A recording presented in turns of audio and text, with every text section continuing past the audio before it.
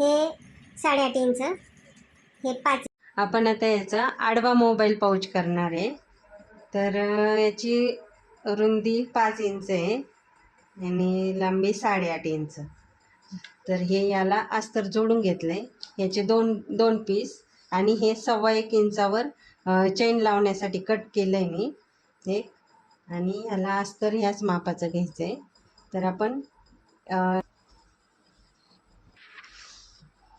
खाली अस्तर ठेवू, चेन लावून घेऊ.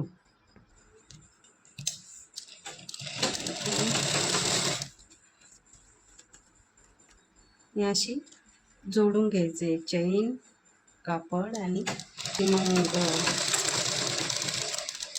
टाकून घ्यायची.